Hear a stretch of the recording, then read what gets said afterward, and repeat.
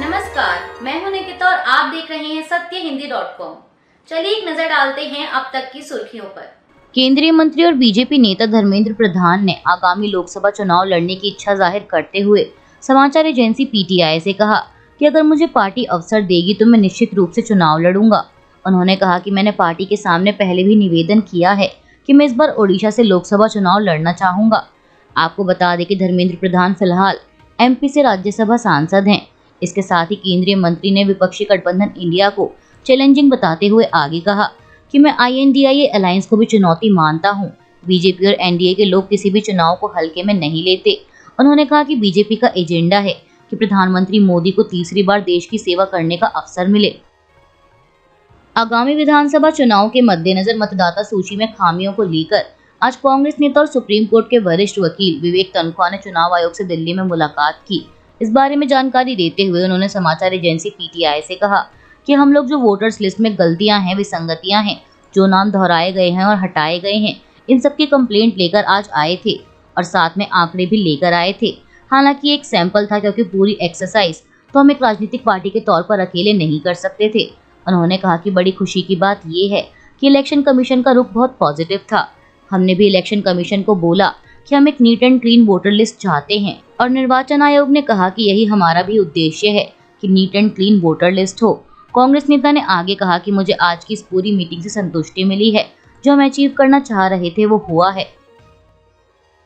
देश के 5 राज्यों में होने वाले आगामी विधानसभा चुनाव को लेकर चुनाव आयोग ने शुक्रवार 6 अक्टूबर को दिल्ली में अपने ऑब्जर्वर्स के साथ बैठक की। इस बैठक के बाद चुनाव आयुक्त राजीव कुमार ने समाचार एजेंसी पीटीआई से कहा कि यह सुनिश्चित करने के लिए निर्देशित किया गया है कि आगामी चुनाव व्यवस्थित और हिंसा और धनबल के खतरे से मुक्त हों।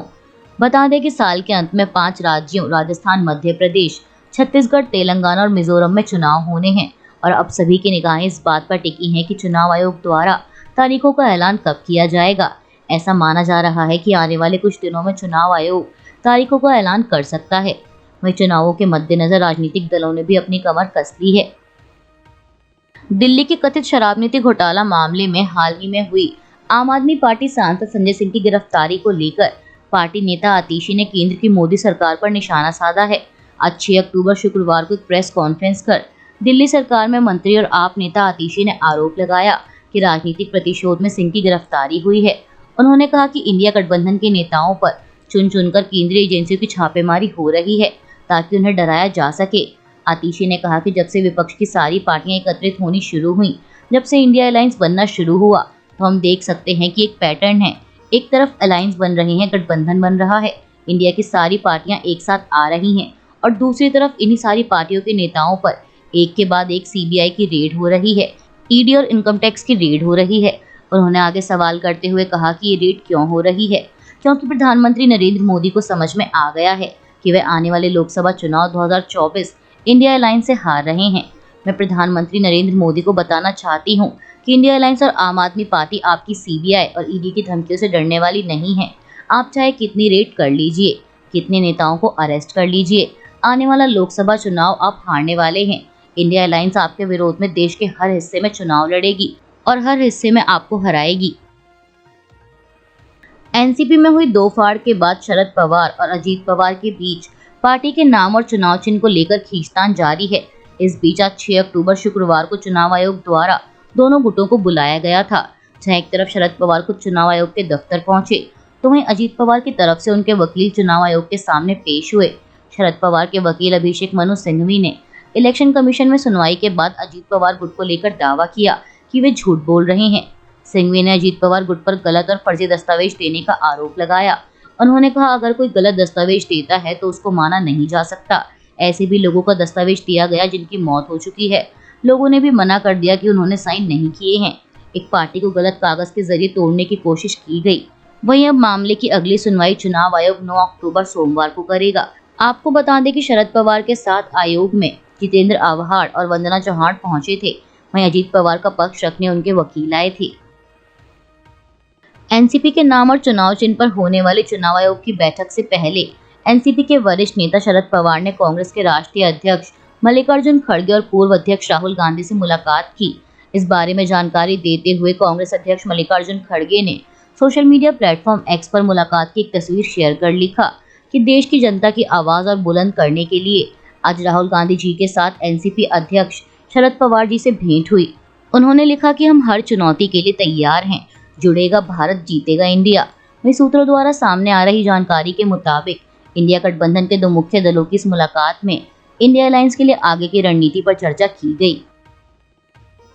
ईरान में महिला उत्पीड़न के खिलाफ लड़ाई, मानवाधिकारों और स्वतंत्रता को बढ़ावा देने को लेकर जागरूकता फैलाने के लिए आज शुक्रवार 6 अक्टूबर को नरगिस मोहम्मदी को नोबेल शांति पुरस्कार से सम्मानित किया गया है।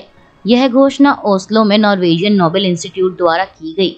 आपको बता दें कि 5 बार की दोषी ठहराए जाने और अपने पूरे जीवन में कुल 31 साल जेल की सजा पाने के बाद वह वर्तमान में प्रोपेगेंडा फैलाने के लिए जेल में बंद हैं। वहीं आज शुक्रवार को ओस्लो में सुश्री मोहम्मदी को 2023 शांति पुरस्कार विजेता घोषित करते हुए संस्थान ने कहा कि इस साल का शांति पुरस्कार उन लाखों लोगों को भी सम्मानित करता है जिन्होंने पिछले साल ईरान के धार्मिक शासन की महिलाओं को निशाना बनाने वाली भेदभाव और उत्पीड़न की नीतियों के खिलाफ प्रदर्शन किया था। मीडिया रिपोर्ट्स के मुताबिक इस साल नामांकित व्यक्तियों के नाम गुप्त रखे गए थे, लेकिन कहा गया कि इस दौड़ में 350 से ज्यादा लोग थे। वहीं पिछले साल यह पुरस्कार रूस के यूक्रेन पर चल रहे आक्रमण की पृष्ठभूमि पर शांति को बढ़ावा देने के लिए रूसी मानवाधिकार समूह मेमोरियल, यूक्रेन के सेंटर फॉर सिविल लिबर्टीज और जेल में बंद बेलारूसी अधिकार अधिवक्ता एलिस बियालियात्स्की को संयुक्त रूप से प्रदान किया गया था। बिहार में हाल ही में हुई जातीय जनगणना को लेकर सुप्रीम कोर्ट में याचिका दाखिल की गई थी, जिस पर आज शुक्रवार 6 अक्टूबर को अदालत ने सुनवाई की। सुनवाई के दौरान याचिकाकर्ता के वकील ने दलील दी कि जातीय सर्वे का जो आंकड़ा सामने आया है वह गैर कानूनी तरीके से जमा किया गया है और सर्वे की प्रक्रिया ही निजता के अधिकार का हनन थी। इस पर सुप्रीम कोर्ट ने कहा कि हम किसी भी तरह की रोक या फिर यथास्थिति बरकरार रखने का आदेश नहीं देने जा रहे हैं। अदालत ने कहा कि नीतिगत मामलों पर सरकार को रोकना गलत होगा। हालांकि सुप्रीम कोर्ट ने बिहार सरकार से 4 हफ्तों के अंदर जवाब दाखिल करने को कहा है। वहीं अब मामले की अगली सुनवाई साल 2024 के जनवरी महीने में होगी। बीजेपी द्वारा कांग्रेस नेता राहुल गांधी की तुलना रावण से किए जाने को लेकर जम्मू कश्मीर की पूर्व मुख्यमंत्री और पीडीपी प्रमुख महबूबा मुफ्ती ने बीजेपी पर तीखा हमला बोला है। उन्होंने कहा कि बीजेपी ने देश भर में गॉडसे पैदा कर दिए हैं, जबकि हम बीते 70 सालों में गांधी भी पैदा नहीं कर पाए। आज देश में किसी की भी लिंचिंग करती जा रही है, पूरे देश में नफरत का माहौल है। महबूबा मुफ्ती ने कहा कि अभी किसी विपक्षी दल ने ऐसा किया होता तो बीजेपी उनको पकड़कर जेल में डाल देती, लेकिन वो खुद राहुल गांधी का विरोध कर रहे हैं। उन्होंने कहा कि राहुल गांधी को रावण बताना बीजेपी की हताशा को दिखाता है कि यही सनातन धर्म सिखाता है।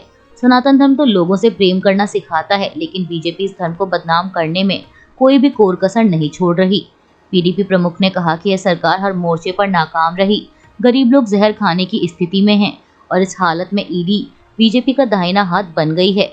उन्होंने कहा कि यह सरकार विपक्ष का सामना करने में विफल है और इंडिया गठबंधन से डरती है, इसलिए ईडी का इस्तेमाल कर रही है। अभी के लिए बस इतना ही। बाकी की खबरों के लिए बने रहिए सत्यहिंदी.com के साथ।